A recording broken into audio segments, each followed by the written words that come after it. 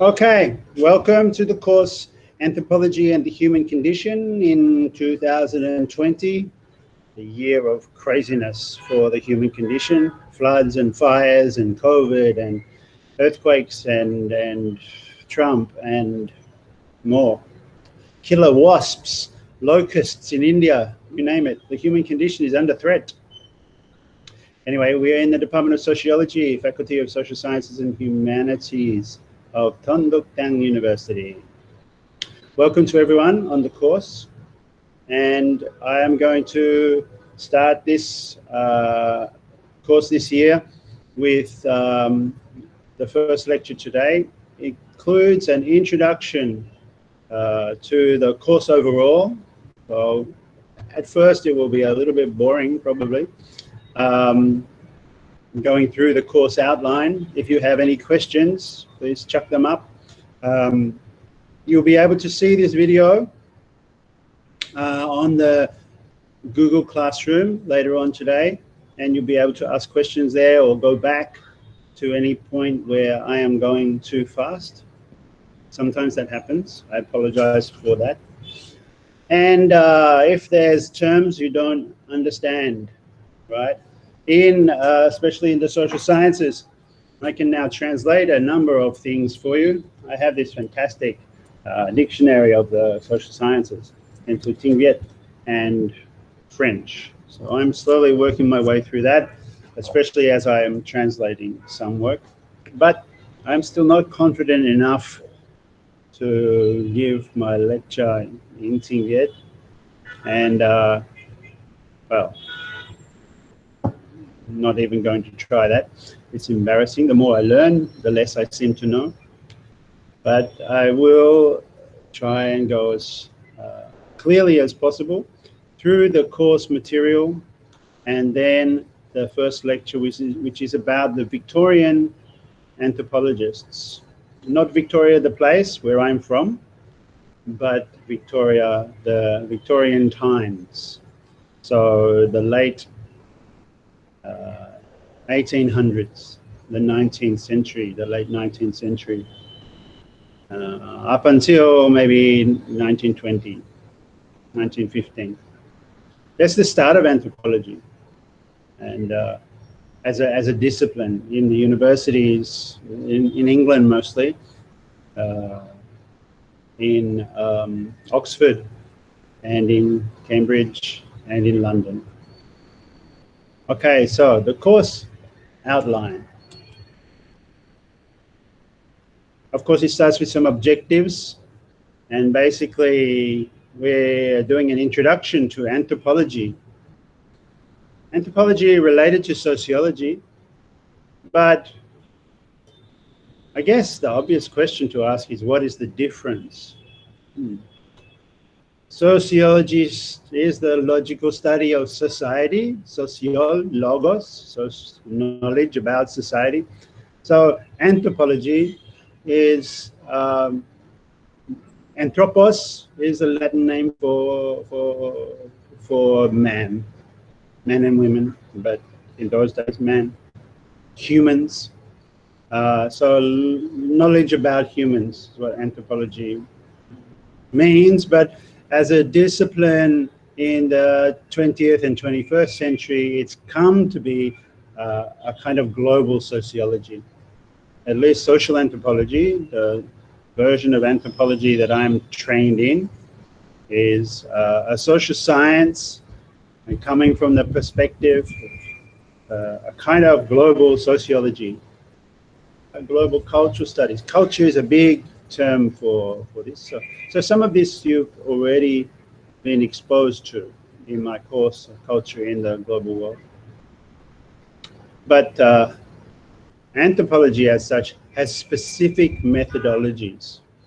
And that's really what this course is about. The perspectives, anthropological perspective, the anthropological sensibility anthropologists will talk about, and the methods peculiar and particular to anthropology.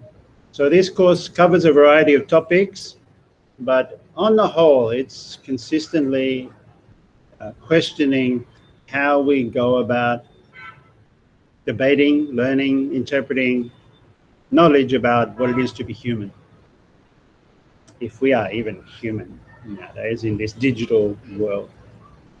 Okay, so course objective number 1 is an introduction to anthropology as a discipline. Objective number 2 is to examine that there are several traditions within anthropology, all more or less critical reflections upon what it is to be human and critical approach to questions about knowledge and culture. But I'm going to be asking you to think about how it is that knowledge for yourself is formed. What are your assumptions? What are the assumptions of others that you're exposed to, and how, on what basis do we get to know culture? So, very, very important part of anthropology is thinking about how, coming from one culture, you have a whole set of values and perspectives, and trying to understand others. Your culture shapes how you see other cultures. And this is thrown up into debate and controversy sometimes in a context where there's also a greater, some will say, greater global interaction between cultures. Some people say softening cultures, collapsing of borders between cultures.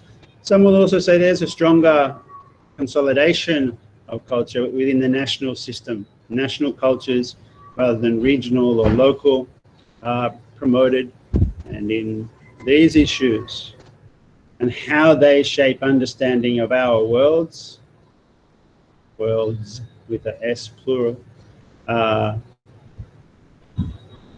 objectives, to understand that issue is the objective of the course. We have some course learning outcomes, and I want to look at these. They kind of repeat the objectives in a way. To know and understand the concepts of culture, anthropology, ethnography, and interpretation. In a way, all those 4 words mean the same thing.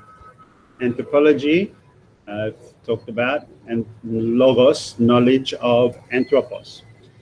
Ethnography, think about that word. What do you imagine it can mean? If you break it up, this is not the only way to do analysis of a word, but rather than looking in the dictionary, break up the sections of the word. We say ethno comes from ethnos, the Greek word meaning culture, and graphene is Greek for writing. So writing about culture is ethnography, and that's a word that refers to the method of anthropology. And interpretation.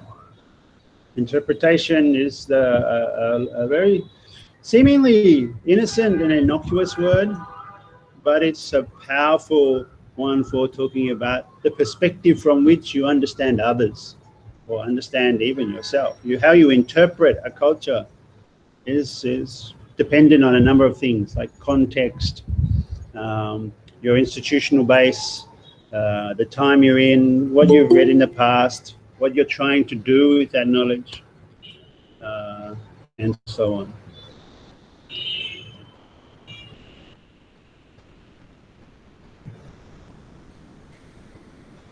Yes, ethnic, good. Ethnos, in Greek, ethnic in English. Although ethnic in English means something other than ethnos.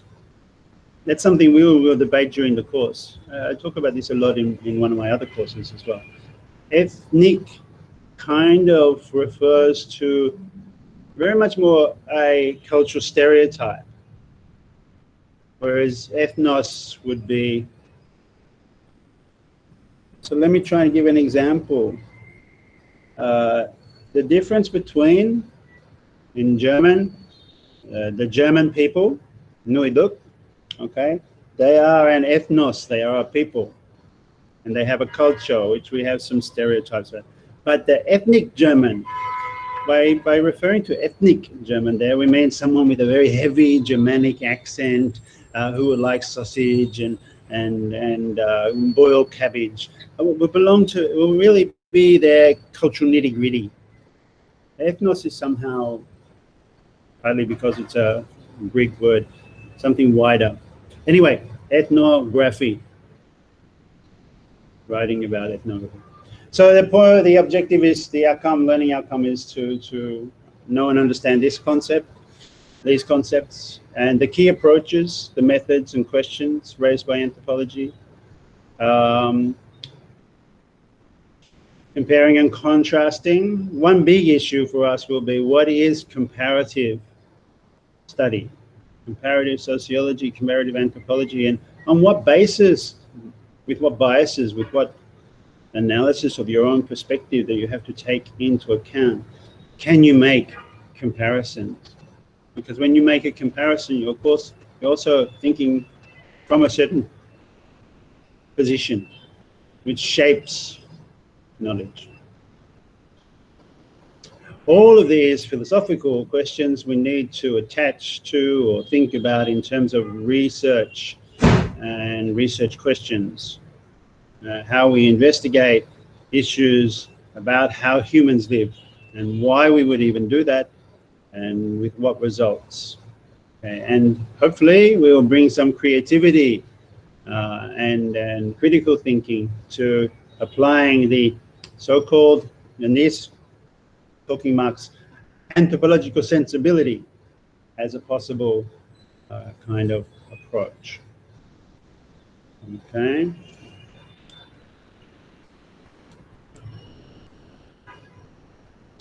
The course outline. I had this up for a while, so hopefully the people who came early have already read it, but I'm saying the same thing again. We're starting with the late 19th century Victorians. They're a bit old and a bit dated, but they were influential from the time of Marx, right? So it's not like it's not still relevant. I'll argue with anyone who wants to about the relevance of Marx for anthropology. Very crucial.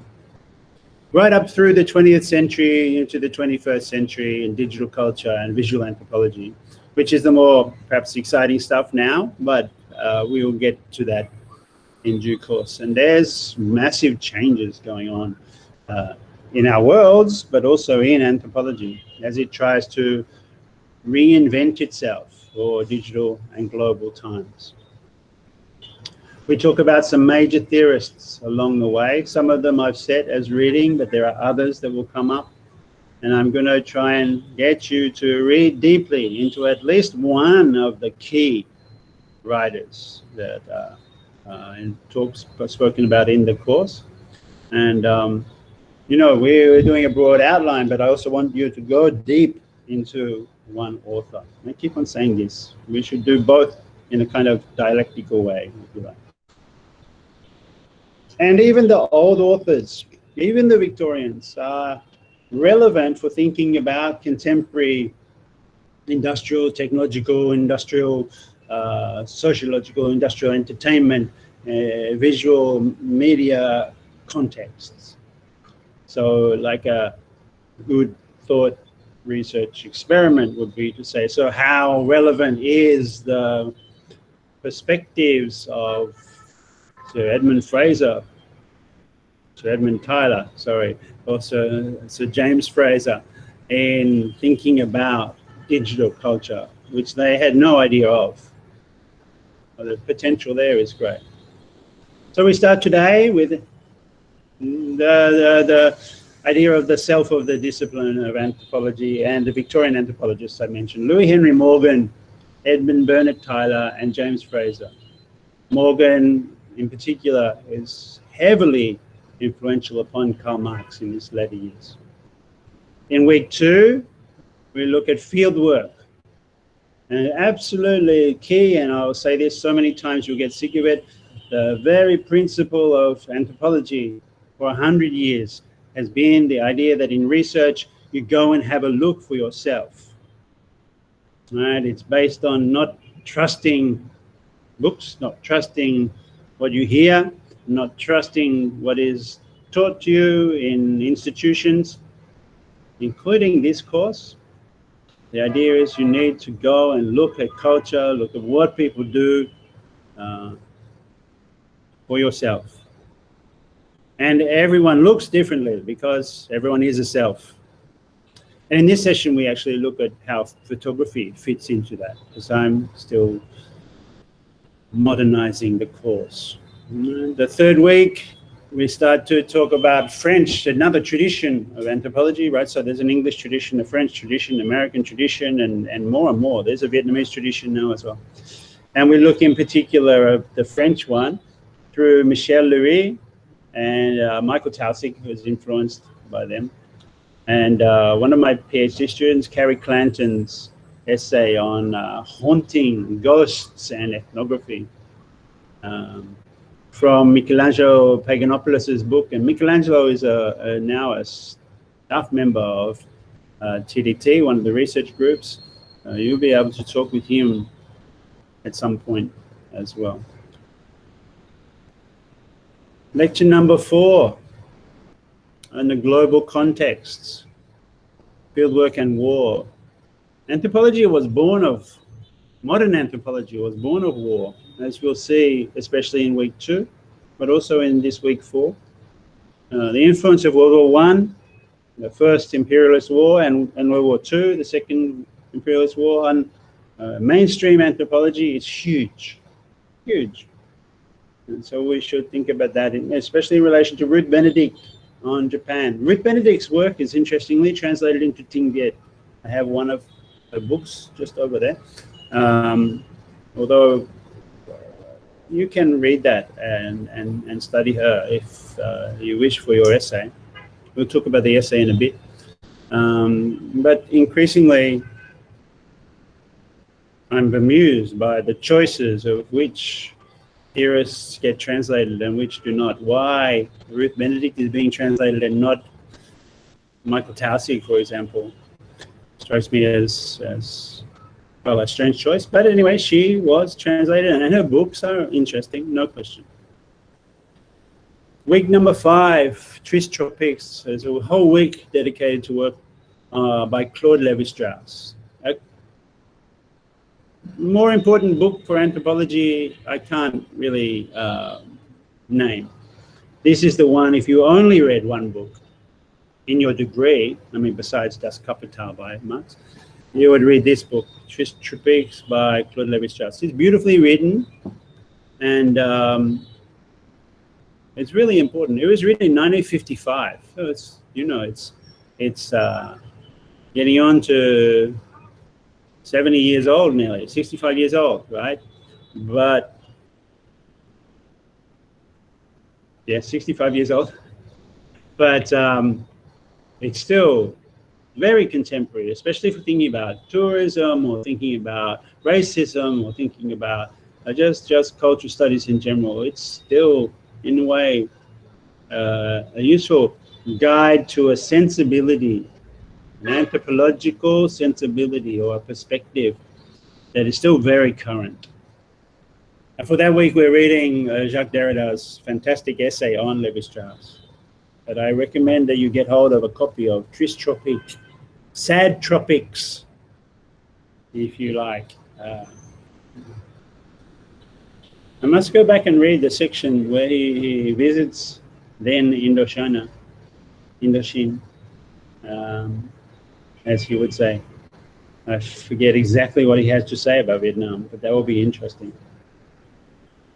Week 6, specifically on ethnography, because anthropologists started to debate the politics of ethnography in the 60s, largely because of Vietnam, you know. We'll look at that in over 2 weeks. First of all, in week 6 in ethnography, and in week 7 in ethical anthropology, when we talk about the ethics of anthropology, because Vietnam was so crucial, the Vietnam War, the American War, right? But as anthropologists experienced it sitting in America, they became very concerned about the ethics of anthropology because the CIA were operating in Vietnam, and Green Beret The US Army was operating in Vietnam in disguise as anthropologists. And they were also using Vietnamese anthropologists to understand the situation during the war, especially the work of Condominas. His book is called We Eat the Forest, about the Highlanders, Central Highlands groups. And that was translated by the CIA and used by the military. And that raised all sorts of political issues for thinking about anthropology and how there had not been a code of ethics. I mean, for thinking about going back, thinking about war, right? Anthropology is shaped by war here. It's now its ethical guidelines pretty robust. But in those days, the debate started when, in the 60s, in the US, late 60s, 68 or so, Condominos was invited, I think in 71, actually, he was invited to speak to the American Anthropological Association about how the CIA had used his book against Vietnam. And that's a controversy that we can learn a lot from, I think.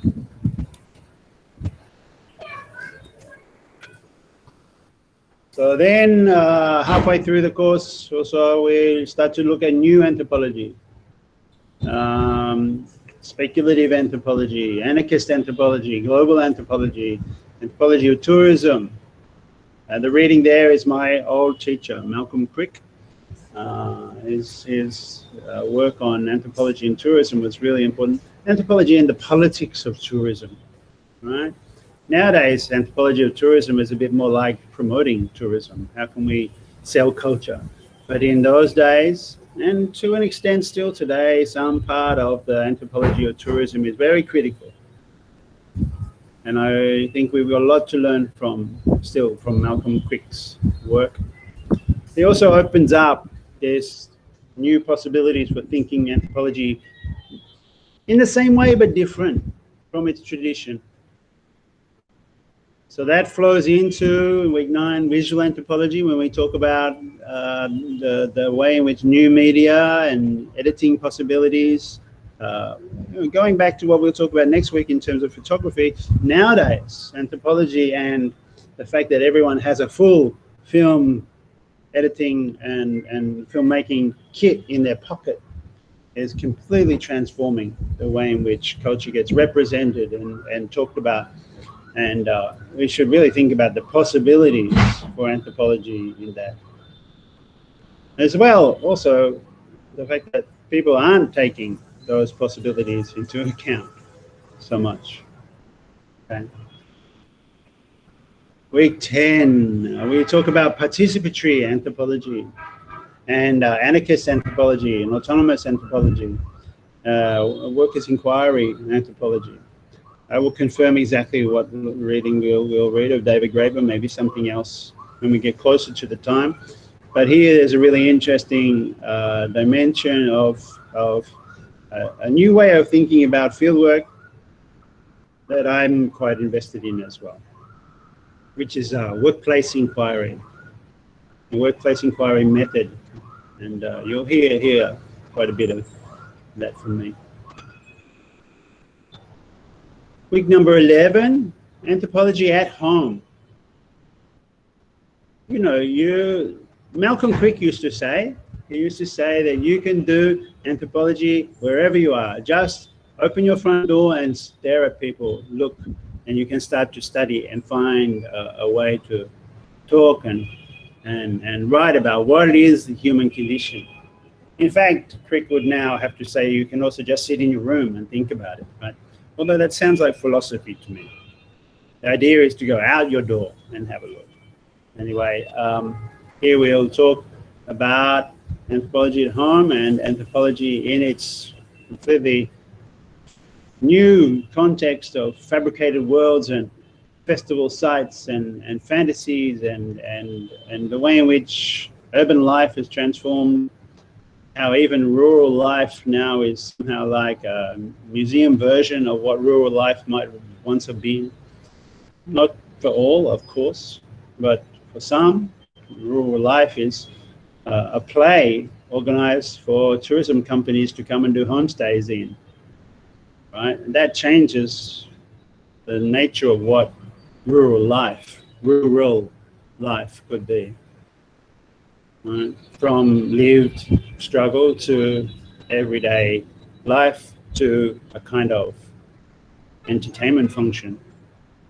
And the context of this is how we talk about it in public, right? What is this anthropological perspective, and how relevant is it, or how is it at all significant for public debate and public discussion? And whether anthropologists can be public intellectuals again is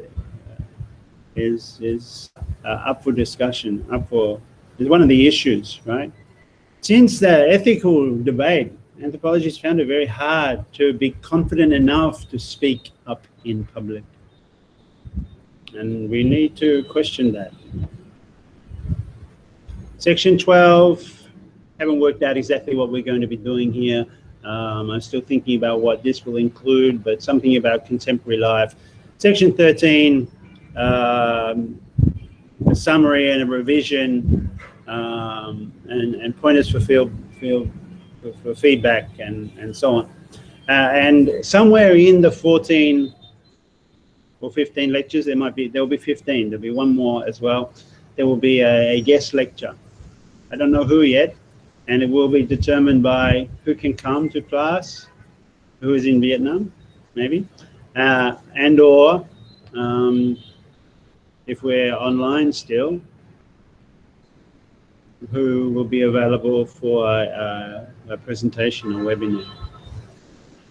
Okay, you have some key texts for advanced reading. I've sent these out before. I will make PDFs available. So Bronislaw Malinowski is the key reading for next week. And he is it's not even a cliche now, but still it's become a cliche, the founding father of anthropology in its modern form. Claude Lévi-Strauss, as I said, has written the greatest book of anthropology, I think. And Michael Taussig, my good friend, Mick Taussig's quite old now, but he might be a person I can get to do the guest lecture. That will be fun. His book in 2003, Law in a Lawless Land, he wrote in my kitchen. And it's a powerful discussion of the right-wing paramilitaries in the country Colombia in South America. Like it's a diary, but it's an elaborated diary that he took over 2 weeks in a place where he's been doing field work for 30 years, going to have a look for himself back and forth. But he got to the situation where they were in a lockdown. We're in lockdown right now, right? But a lockdown caused by the advance of right-wing paramilitaries, right? So you had the FARC revolutionary on the one side, the left-wing paramilitaries. In response, a right-wing paramilitary movement had risen up to fight against the FARC, the forces, revolutionary forces of Colombia, forces revolutionary Colombia. And the right-wingers were like, the cure was worse than the disease or the problem. They were cleaning villages, so getting rid of deviants, drug users, sick people, disabled people were being summarily executed, cleansed. It was lawless, and that book relates to that. So that's the course guide materials, and that's what you've already seen. And so I'm going to escape from that and close it. And so I should be able to stop presenting. Yes. And how do I do that? It's already done. So you have me on full screen now.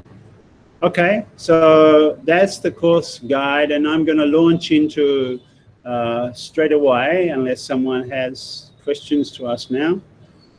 Oh, no, I knew what I forgot. I want to talk about the assessment. Okay, the assessment is pretty standard, similar to my other courses. Let me get up the document for assessment.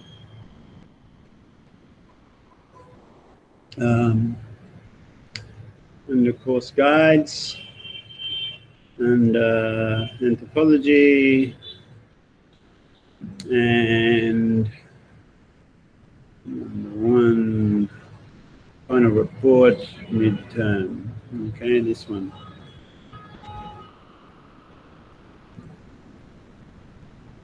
All right, now I need to share this. Present window.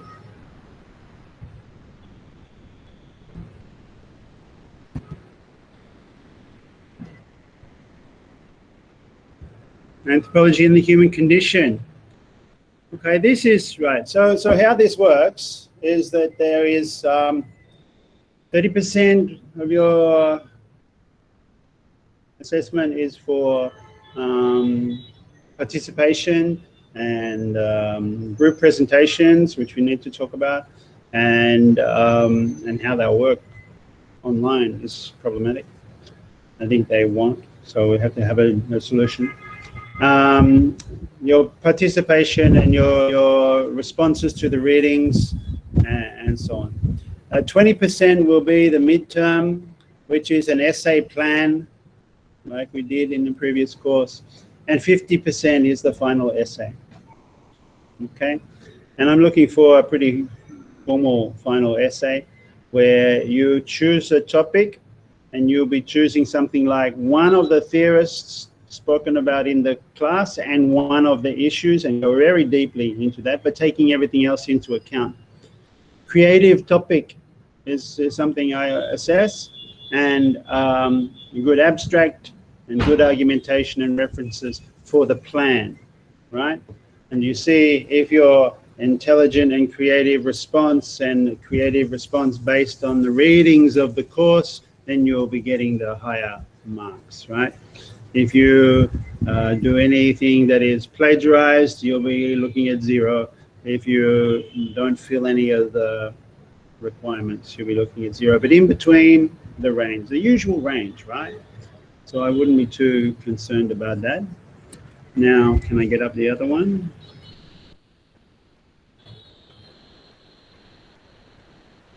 Okay, is that showing up?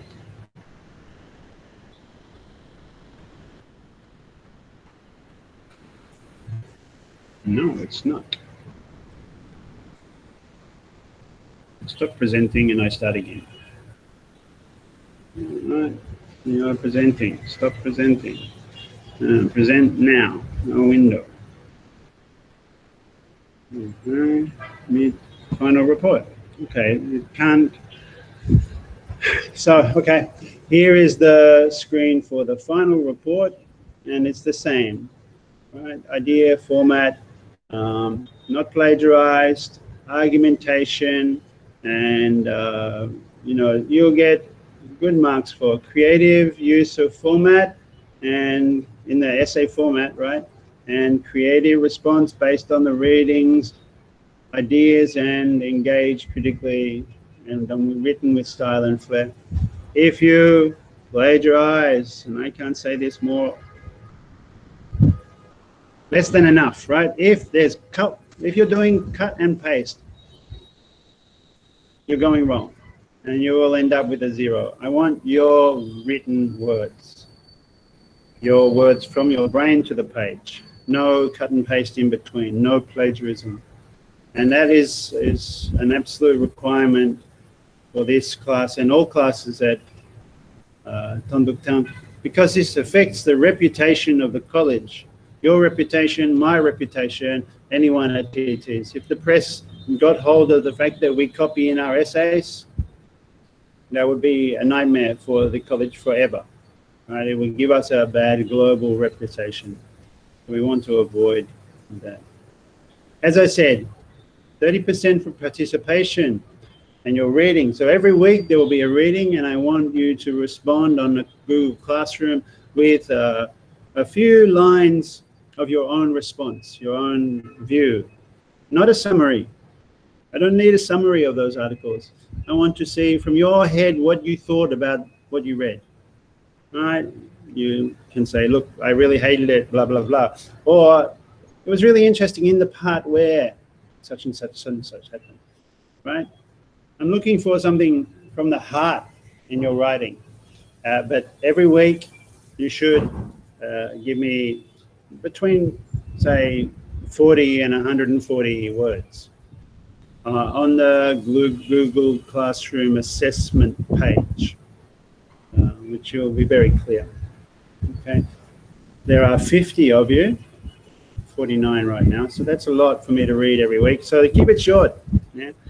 But still, there should be at least 80% of those weekly weekly written responses done. Plus your essay, which will be about 2,000 words. And the midterm is just the essay plan, so that's about 200 words. Okay, it's not a huge amount. Mainly, I'm interested in you reading as much as you can, right? The majority of the work you do for this class will be reading. Okay, so that's the assessment. I will give a more of a description of exactly what's required for the midterm and the final, how you go about choosing an author and relating it to the ideas of the course. And hopefully in person, we'll be able to go very carefully through a good structure for making an argument within an academic essay.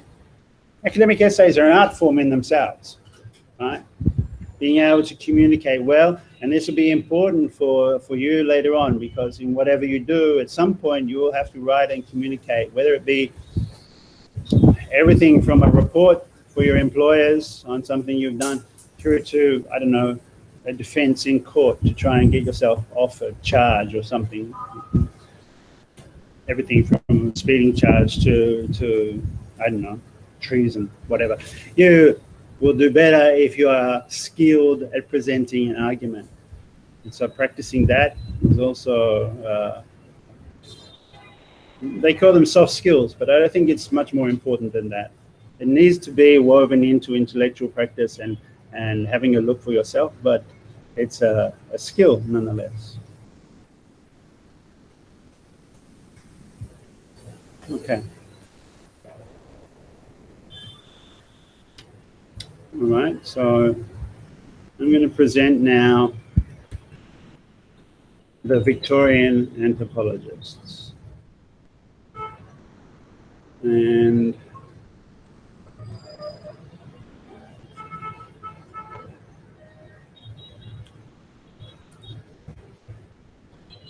we're going to talk about Sir James Fraser. Let me start this slideshow. Play from the start and share it. Too many processes involved. Share a window. Share. Too many clicks. Okay. Chapter 1. Da-na-na-na. Dramatic sound. Not very good. Okay, Chapter 1, Anthropology and the Human Condition. We're into the lecture at last. Okay. The Victorians. Anthropological selves, how the anthropological researchers' self-image changed across the history of a discipline. Let me check that. This is showing up. Yeah, it is. So, anthropology as a discipline has European origins. And this is, they wouldn't have thought so at the time. They weren't really aware at the time, but really, really bound up with colonialism. The founding fathers had many assumptions. So the Victorian anthropology of Louis Henry Morgan, Edmund Bernard Tyler, and James Fraser is where we start to talk about bias and assumptions. The early anthropologists in the UK, they were sitting in Oxford and Cambridge. They are called, right, they're called armchair anthropologists because they sit in armchairs and think about people who live out there, right? And they got reports from missionaries, traders, colonial administrators, those who were in the colonies, whether they were in India or in Indochina or in Indonesia, Papua New Guinea or Australia even. They got these reports from missionaries, travelers, traders, and administrators, and they thought about them and came up with theories about the varieties of human life. But they didn't really think about themselves much. So sociology wasn't a discipline in those days. Anthropology predates sociology pretty much, although it doesn't really, because there was sociology. Right? It just wasn't as institutionally established. And anthropology is more adept at getting into the institutions, and they had these armchairs inside Oxford and Cambridge, where Edmund Bernard Tyler was the first professor of anthropology, 1866 or something like that. The same time that Marx was in London writing Das Kapital. And he sat there and got this job to teach people about the cultures of the world and how primitive people, as they called them, lived.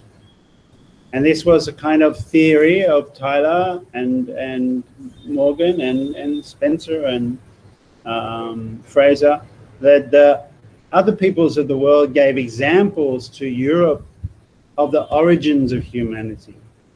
That people in tribes and villages in the other rest of the world, across Africa and across Asia, were examples of the childhood of human race, of human life. That Europeans, of course, by assumption, were the grown-ups in their head, their imagination. Everybody else was primitive and childish, whereas civilized and sophisticated Europe was the head, but they didn't examine the head. And the idea of Western civilization, as Mahatma Gandhi said, would be a great idea if they had it. They should try it. They didn't actually have it, but they assumed they were the head.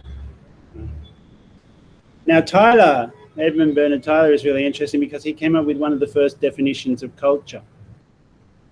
Let me try and remember culture from the Culture in the World course. Oh. Look out, anthropology, famous anthropology cartoon. The so-called primitive, right? And the stereotype, of course, but also the stereotype of the anthropologist coming along with a notebook in hand and camera strapped around their neck, coming by canoe to visit, and everybody has to run, hide their TV, phone, and electric stuff. Okay, Tyler had that definition of culture that was included everything, pots and pans and all the objects of culture. But our question for Tyler and for Morgan and for Fraser should be one about what is the anthropological self-image. They didn't think of themselves as armchair anthropologists. I mean, Fraser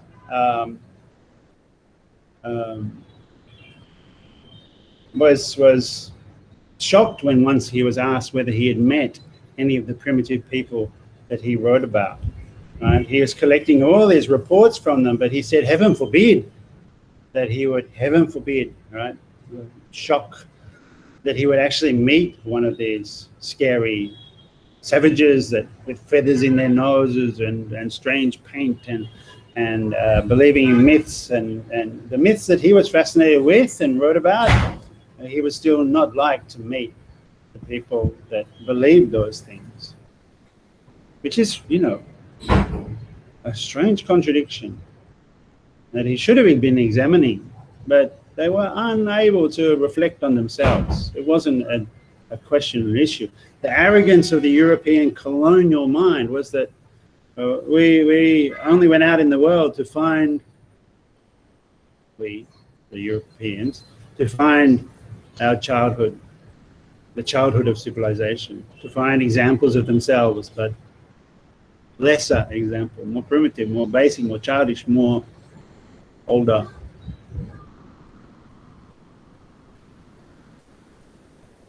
Now, the founding fathers, Fraser here, have been displaced in anthropology. Right? This is one of the things that Malcolm Crick talks about in the anthropological self, when he thinks about what is the self-image Anthropologists no longer think of themselves as sitting there in a chair thinking about culture over there. I think sometimes they do.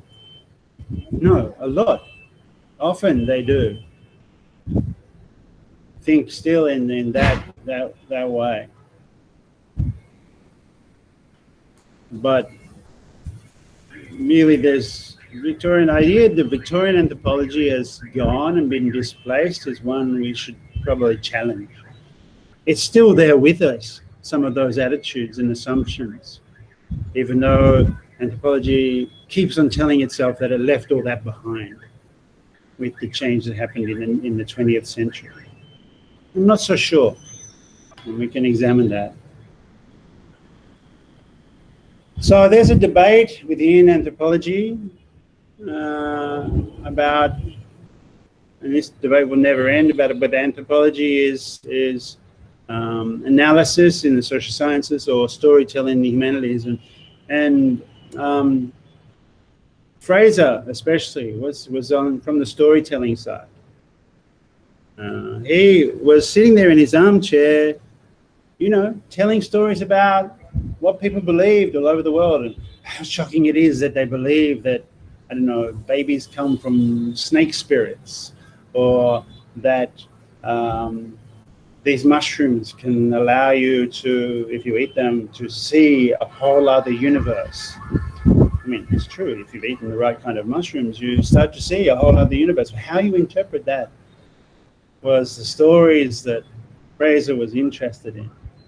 And he was interested in mythology, mythos, the stories of spirits and ghosts and ancestors and gods and demons that populate the human imagination. And we are still in that world where we want to tell, we want to understand and have people tell those stories and to think about what it means to tell those stories. So there's still this debate about analysis and storytelling, and I think it can be both. Okay, but all of this happens in a context, and our context is what changes. We are in a very different context to the Victorian. In some ways, we're in a different context to the Victorian anthropologists. I mean, there's still empire, but it's not the British Empire anymore. There was the dominant empire. It's the end of, I think, we're seeing the end of the American empire and a displacement into a new kind of empire, if you like, an Asian empire, Chinese or East Asian global participation will be greater. The American empire will hopefully be less if they don't blow us all up in some kind of fake news generated superpower conflict with China and Russia. But the question to be asked here is, how does that context of different empires change the way in which knowledge and storytelling and analysis work? Okay? If instead of the East India Company, it's Nike Corporation or Samsung or something. The East India Company was the company that was the biggest trader at the time of the missionaries and the traders and travelers and administrators that were sending the messages back to James Fraser so he could talk about culture. Now, culture is filtered through the big corporations of Facebook and Google and Amazon. They are the context in which the storytelling about culture goes on. And of course, each of these is something to be analyzed in terms of labor theory. There's always work, and there's always an analysis to be made. So James Fraser, you know, he's sitting in his armchair telling stories in Cambridge about the myths and belief systems of the various peoples of the world. He's descended from an East India Company viceroy. His maternal grandfather was Warren Hastings. Hastings is considered one of the bad men of the Indian colonial period, right? He was viceroy of India in 1770s, after Clive, and he was supervising basically the takeover of Bengal from India. And Bengal had been the richest region of the world before the British came. I mean, that's why the British went there. They went to capture the value produced through cloths and trade from Bengal and appropriate that to Europe. At the same time, Hastings and others like him were writing stories about their life and what they found, what they saw, missionaries and so on, and sending it back to Europe, publishing it there in travel logs and records of the East India Company and so on. And Fraser got to read these and even sent work out to some of these administrators and missionaries, questionnaires. Like, he didn't want to meet the natives, heaven forbid, as I said, but he did send questionnaires to get their ideas. In the same way that the traders of the East India Company sitting in London with their shares sent out captains of ships to go and trade and bring back the booty. So also the knowledge colonials sent out questionnaires to go and bring back the knowledge as a kind of plunder, as a colonial booty. And The Golden Bough, his greatest book, ran to 12 volumes of stories from all over the world about myths, about the origin of fire, or the origin of, stories about how humans got to have families or got to have babies, children, or got to live in a certain area, or developed canoes or something, mythologies that told stories that were a kind of science of village civilization. So The Golden Bough is 12 volumes written over 25 years, largely co-authored with his wife, although her name, Lily, her name is not on the spine of the book and so on, but she was really his organizer. It's a massive feat to have gathered all of these stories together, 12 volumes of stories from all over the world, sifted from missionaries' letters and tales. But they had this big card index that they used, and Lily was in charge of that, so she should have got authorship. What is really amazing is that someone sits at home, spending 20 years of their life collecting the stories of people they never met, right?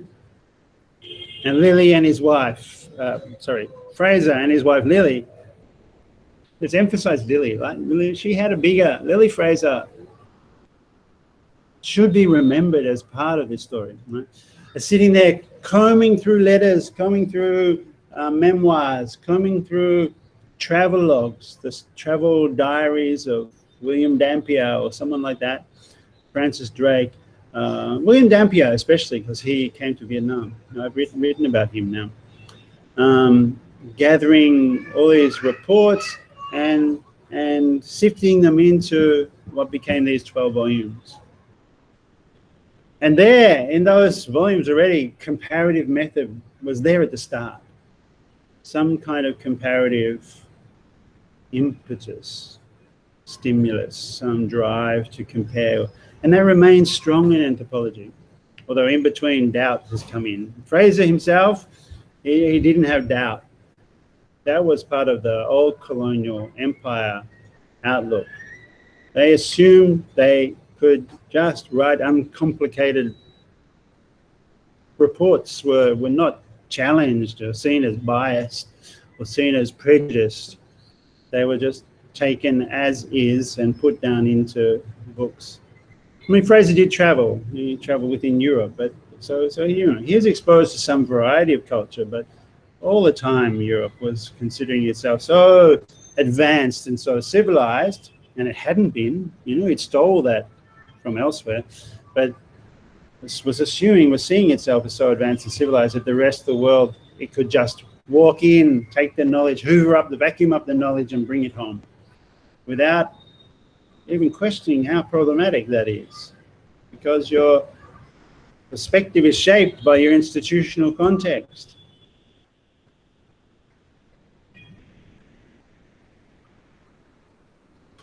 Like Fraser, Edmund Bernard Tyler is one of the early anthropologists, the Victorian anthropologists. We talked about him in The Culture in the Colonial World because he comes up with this definition of culture, a collection of pots and pans, bits and pieces we all have. That complex whole which includes knowledge, belief, art, law, morals, custom, and any other capabilities and habits acquired by man and women as a member of society. Well, frankly, great, thank you, Sir Edmund. But who could possibly know all of those things? Knowledge, belief, art, law, moral, customs. What a global perspective he has, like standing up there like a god looking down on human society. It's as if he can divide things up into those categories and understand them. Whereas, you know, now we spend whole careers just not understanding art. Right? Or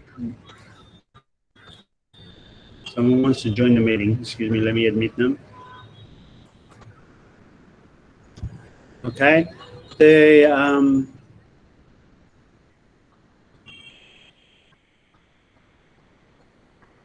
definition here, that culture is that whole collection of everything, bits and pieces, pots and hands. It was not the leveling egalitarianism. It's not equal view of society. I mean, perhaps they thought it was, that all cultures deserve to have their story told. But they never looked at the hierarchy between them telling the story and other people being the subject of the story. All right? But they did set out these hierarchical schemas of culture where they thought cultures, different cultures of the world were on a scale, because they had this model of society that was a development model that ended up with Europe at the top, although they didn't study Europe. They wanted to study all the other stages, which they saw in a kind of development model that belonged to the development of a child growing into an adult. And the adult was, by assumption, Europe. So the tables, the schemas of 19th century anthropology, especially developed by Louis Henry Morgan, they range from the childhood savage and primitive societies to the civilized, right? And Morgan sets out a table. I'll show you that in a minute. Or it was developed in the model of the organism by Herbert Spencer. Okay, so there's a single cell society, the tribal group, which expands multiple cells, and then a division of labor and division of activities, so it becomes a more complex organism and eventually becomes, I don't know, COVID-19 viral. It becomes a multi-celled creature, a human, and so on. Herbert Spencer was there in the 1900s, the Victorian era, writing this anthropological version of what Charles Darwin had done in the 1860s for biology, where he'd shown the survival of the fittest. Herbert Spencer also, in a way, talked about culture as being the consequence of a version of survival of the fittest. And in this assumption, European society, because it had the Industrial Revolution, is the fittest. And they didn't examine that, but that was the assumption. We should look up the word assumption. I wonder if it's in my big dictionary. Let me see. Assumption, A-S-S, assumption.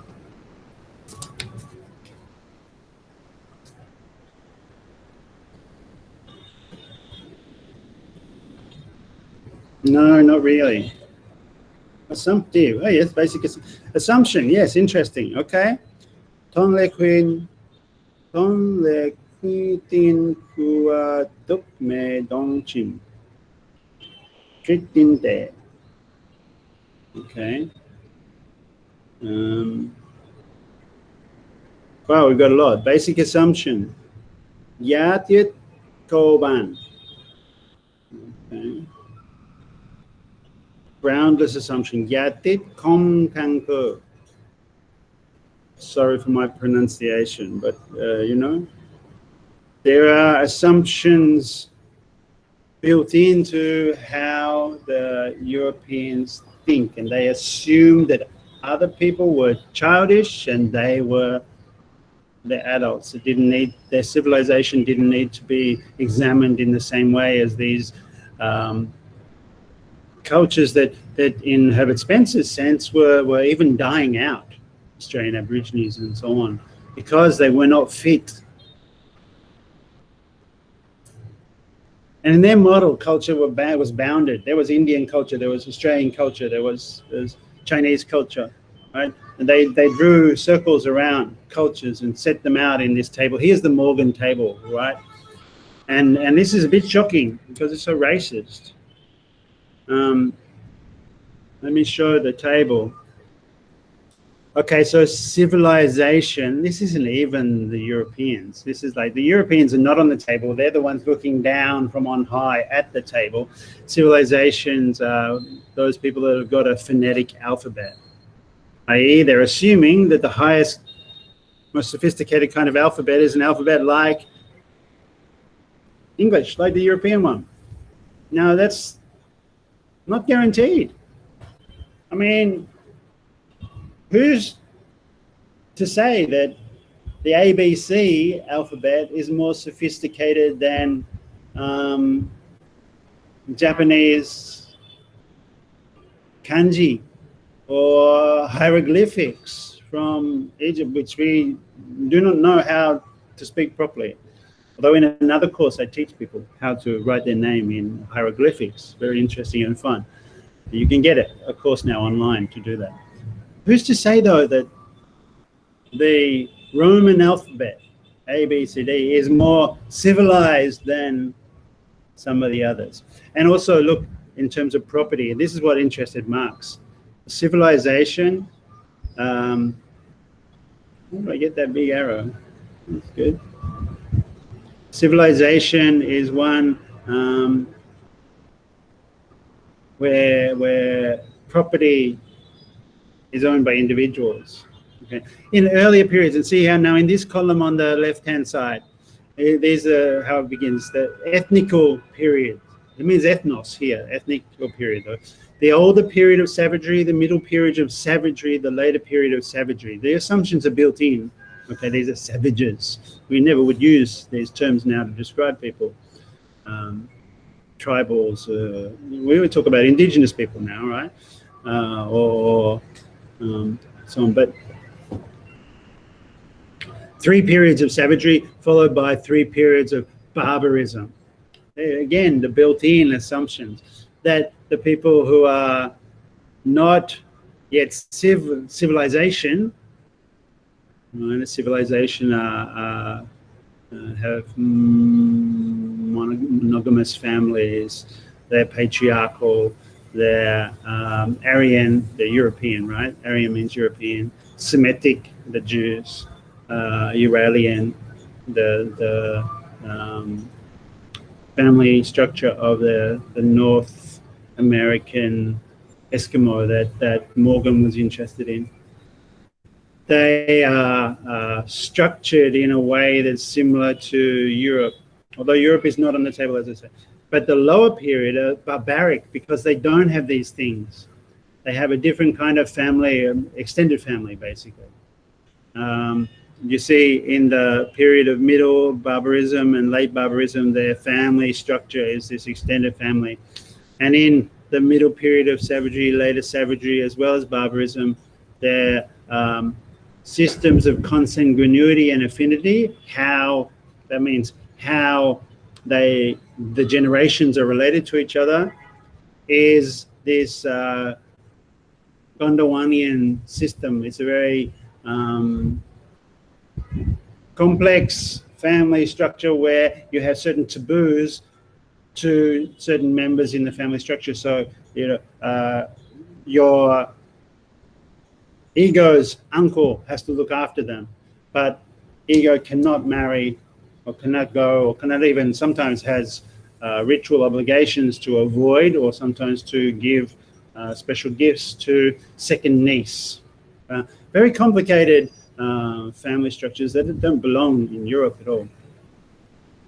Now, you can see the assumptions, how the assumptions are biased here. Think of how some of these aspects are still in some of these older, like Iroquois type, Hawaiian type family systems are in contemporary modern bourgeois systems still.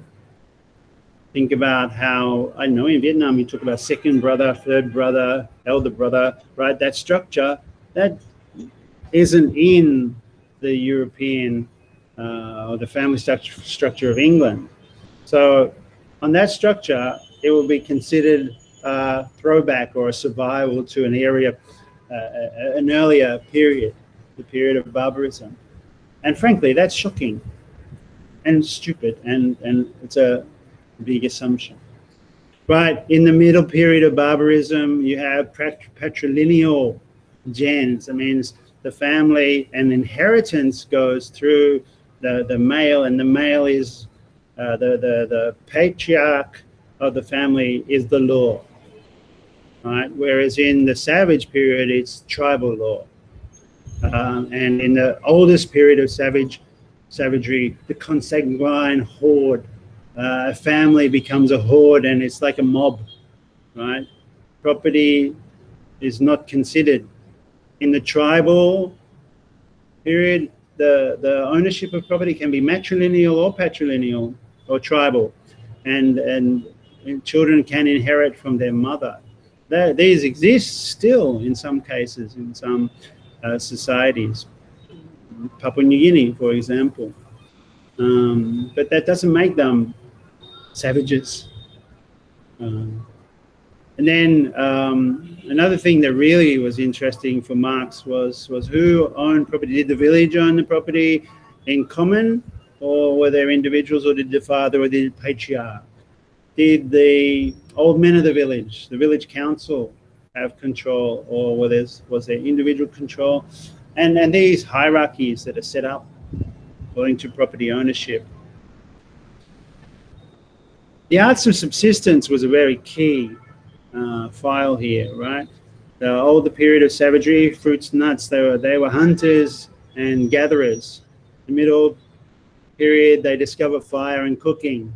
Later period, bows and arrows or spears. Right? Older period of barbarism, material settled culture, pottery, the domestication of animals, right? So they're no longer tribal, they're no longer nomadic. These debates are still huge, actually, thinking about which cultures are nomadic and where they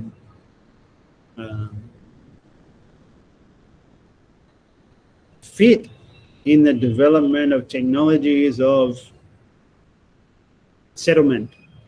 And urbanization, of course, is not on the table, but is the end point, or the point where we are now. This kind of schema we don't buy into anymore. It's much more complex and convoluted. You can read a guy called Ferdinand Braudel, Braudel, for a late 20th century update of this kind of schematic, which is quite good because it includes a critique, but also very interesting. But this is the part of the Victorians that we really say we left behind. Although I think, the origins of racism are still there. And in America, with the Black Lives Matter, a part of the racism of white cops against blacks is that, they're from Africa, they're tribal. There's still a built-in set of assumptions that go back, that are throwbacks to the century racism of the early anthropologists. So, because they shaped the way in which knowledge about others was formed, and still is, to a degree. I mean, yeah, we've moved on from this, but I think it's important that we think about how some of these things hang around. Okay, I'm going to move on from this to table. This is Louis Henry Morgan's schema of social evolution in his book Ancient Society. Interesting, of the Fraser, sorry, not the Fraser, of the Tyler version of this, you'll find a book translated in our library, Tyler's book Primitive Culture. Big fat book, very huge. Somebody took the time to translate that into Tinglet. I think there are even 3 copies in our library. Why our library has 3 hard copies of that book and not every book by Michael Taussig, I also don't know. But it's fantastic, interesting, dated, racist, problematic, but you can learn still from it. We don't have Morgan's Ancient Society. That's much harder to get hold of, but it's available as a PDF, so you can search it out. And I'll show you more about how to find these texts via PDF and share what I can. Morgan is really also interesting, of course, because he's one of those read by Karl Marx and Friedrich Engels. Marx and Engels, they read very carefully in the 1870s, so after Capital was written, Morgan's works, and especially Marx was interested in property ownership. Marx was continually asking what is the form of property ownership, because property ownership shapes what forces are possible in, like, what revolutionary forces are possible, what chances for change there are. So Marx had annotated Morgan's book very carefully, and disagreed with some of his things, his observations about Homer and the Greeks, because Marx was a Greek scholar, a scholar of that tradition, and he thought that Morgan sometimes engaged in fairly sloppy thinking, but he didn't ever write up this into a book. It took Engels, after Marx had passed away, to write The Origins of Family, Private Property and the State. Some people would debate that, but Engels wrote that book on the basis of Marx's notes on Morgan. So Victorian Anthropology influenced a very important book by Engels, Origin of Family, Private Property and the State, one that deserves study. Now, it's studied a lot by feminists and by leftists, but mostly by feminists, because that origins of the family and private property and the state, they are crucial issues for today still. It's difficult reading, but well worth it. Marx, Marx, right? So we can tell the story of Marx in many different ways. So I think one way is to think about how Marx can be thought of as a kind of anthropologist. His book, The Ethical Notebooks. Hang on a second.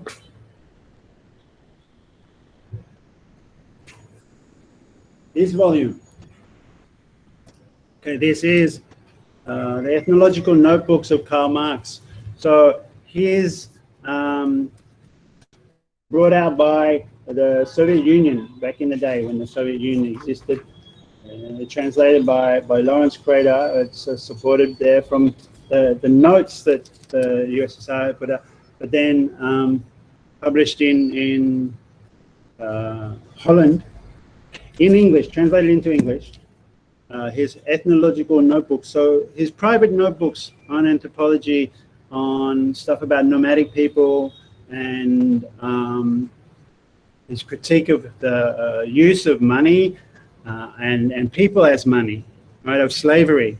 Marx is really fascinated with slavery and the critique of slavery, because he's writing Capital, remember, at the same time that the Americans are having the Civil War, and Lincoln is frees the slaves, which affects the future of capitalism, right? Because Lincoln and the Civil War introduced the labor structure of society into what had at the time been a slave economy in the south of the United States. And at that time, the north of the United States, the industrial cities, New York and Pittsburgh and so on, had salaried workers, but the south was slavery based. So the extraction of value was by selling labor by the life in the south and selling labor by the hour in the north, which is slightly more progressive, right? But what was at stake really was what would happen in the west of America, because the west of America was opening up. And so the Civil War was a battle to decide which system, this is Marx's analysis and his letter to Lincoln, Marx, which system would shape the future of the United States. So Lincoln's salaried North overcome the slavery of the South, the southern states. And that's why the Civil War in America is important for us, but discussed in this book by Marx. Also, European perspectives on economy, colonial relations, ideas of science. He read a lot of the ethnography about India from Indian scholars and from Indian newspapers. And he read about, in this book, exchange, people's money as commodities. Yeah, he read so much on, in the notebooks, he read so much about different cultures' use of money. Like, he's fascinated with Chinese money, which has got holes through the coin so that people can string and wear money. And wives can be decorated with gold, and that's a kind of version of displaying your wealth that he sees later in the work of bourgeois economists. And he reads also in his notebooks, you find his comparisons of what's in the anthropology stories about the world of money, and in Diderot, Shakespeare, James and his friend John Stuart Mill. He also reads the Bengal newspaper, Bengal Hakur, and government reports from the East India Company. And he writes a lot about the East India Company. So does Adam Smith in The Wealth of Nations, which is in a way what Marx is critiquing. So there's no question that this Victorian anthropologists were not a crucial part of our critique of capitalism that we have today. And especially when Marx writes about the East India Company, because they are the contexts, they are the context, the institutional context for the Victorian anthropologists. The British East India Company was trading in India, but all over East Asia, Indonesia, Philippines, Vietnam. The East India Company had a base in Vietnam for a little time in Hoi An, but then later on Con Dao in 1700. 1702 to 1705, they were massacred there, so it didn't last very long. They were killed by their own slaves because they treated them badly. But the East India Company in India especially had been the context of this colonial period, the Victorian colonial time under Queen Victoria, the Empress of India. Right? And that's why it's called Victorian. It's after Queen Victoria, her long rule of 60 years. But even before that, the East Indian Company had been active in taking over Bengal. The picture you see now is the Bengal leader, Shah Alam, giving a treaty to the plundering, racist, opium addict, Sir Robert Clive, who then gets control of Bengal through a kind of legal thing called the Distan, which is the possibility of raising taxes.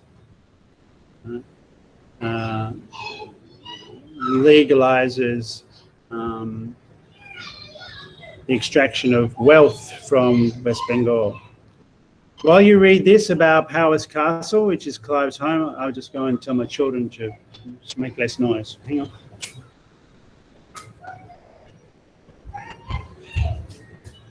You need to be quiet. You need to be quiet.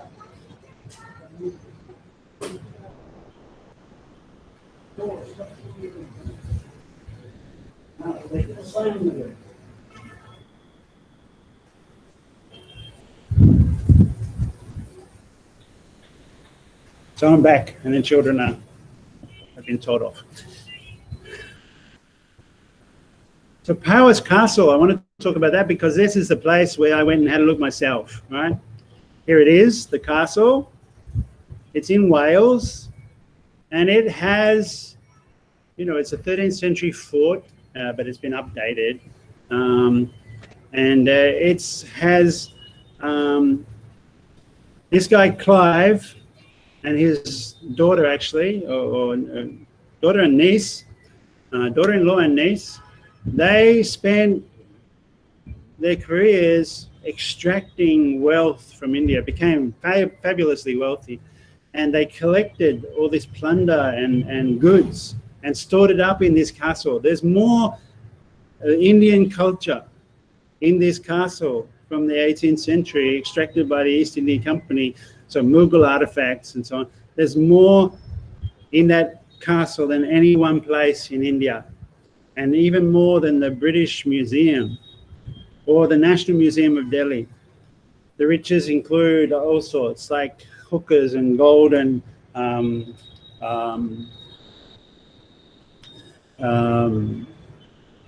imagine, you know, the citadel in Hue, the golden chair of the Queen Kings, and they took them from India and took them to of all places, Wales, a castle in Wales. Emeralds and rubies and chairs and tables and tents and slipper. You'll see some of them. Where are they? Yeah, these are the rooms full of statues and wealth and riches. Marx calls Clive a robber baron, right? So here's a royal list. Is Sir Clive. He's got his castle, lives in this pile of bricks, right? It's now part of the national heritage of Britain. Beautiful place. And it's full of booty.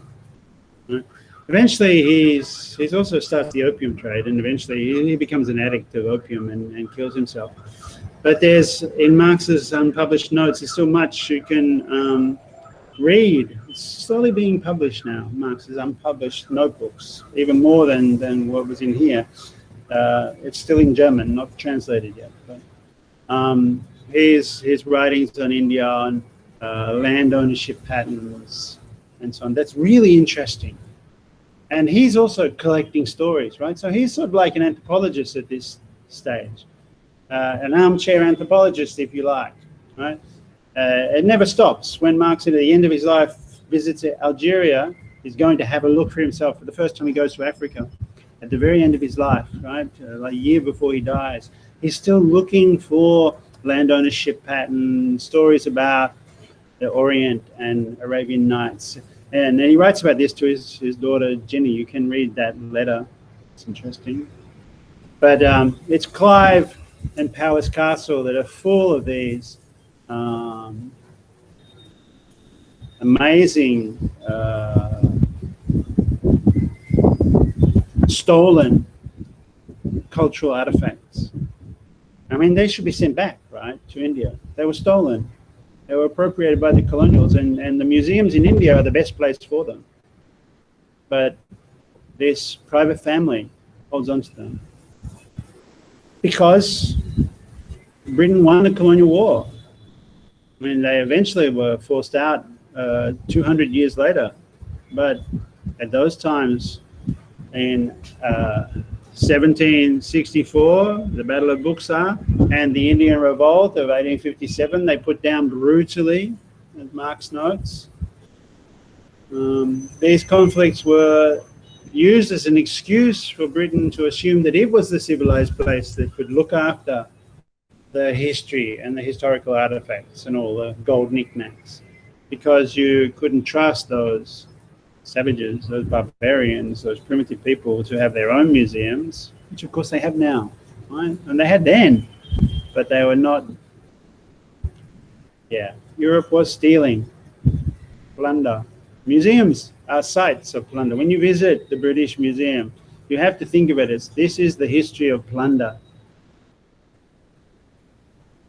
So this is from Powys Castle, and it's really that amazing to be in the middle of Wales and to find these rooms full of the artifacts from India that you can't see in India, like swords and armor and jeweled cases and costumes and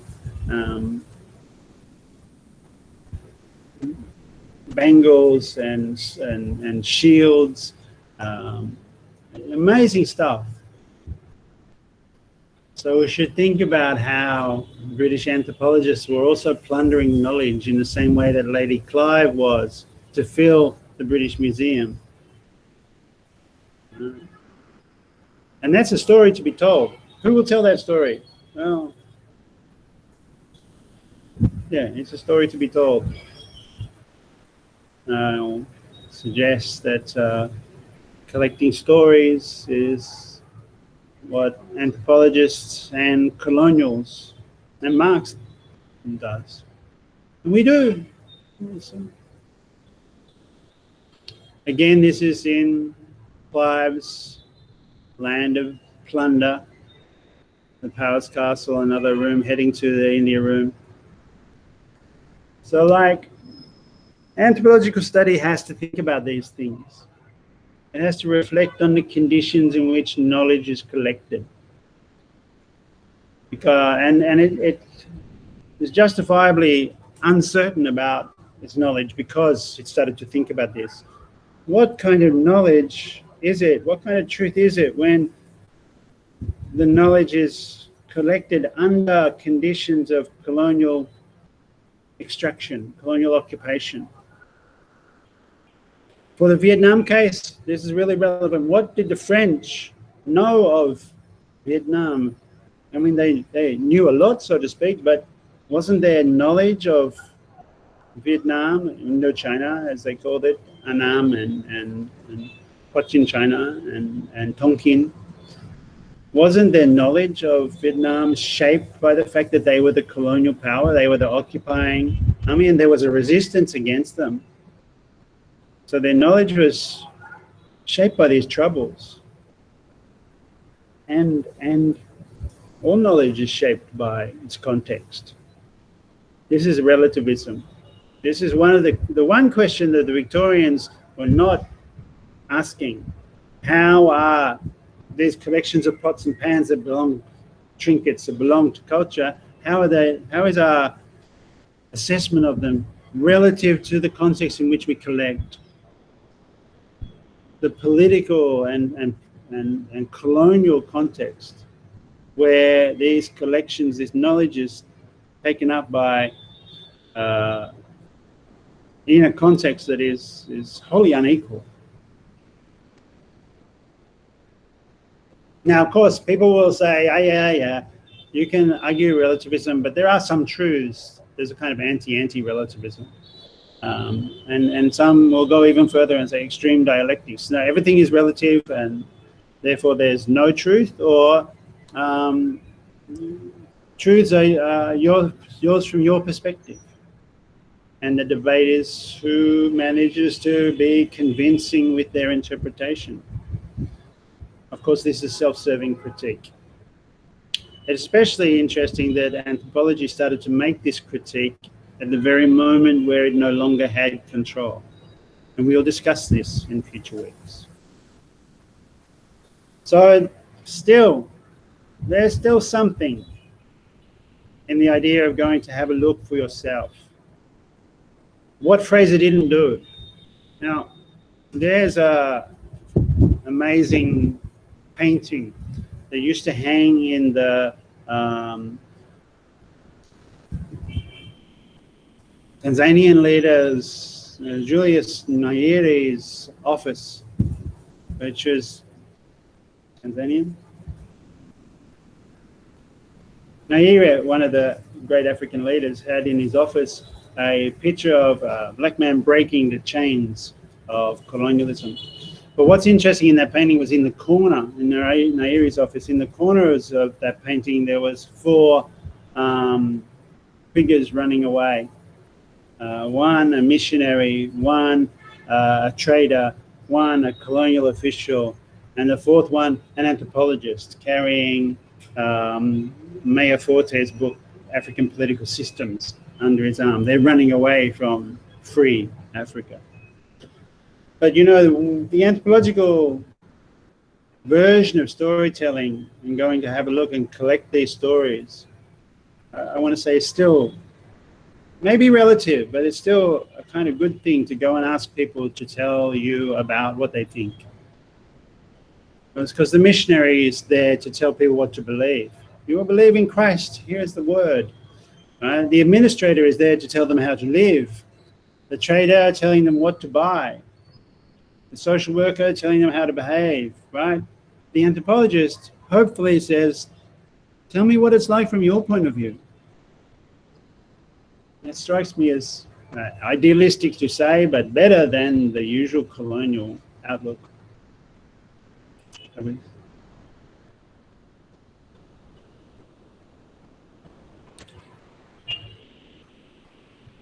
So there's a bit more you can read on any of these topics, right? An Anthropology of Money, Keith Hart, Money in an Equal World. Follow up David Graeber on value is really interesting. Marx's Anthropology, there's some great books now. Thomas Patterson's Karl Marx, Anthropologist. Marx's Ethnological Notebooks. Van Orkum-Assen, I've got Progress Press there, but my edition is Van Gorkum and Company, edited by Lawrence Crater.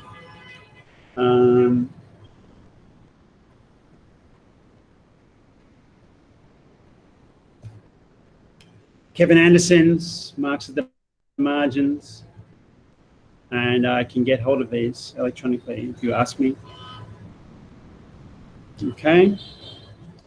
And that'll be the stop for today. So stop sharing.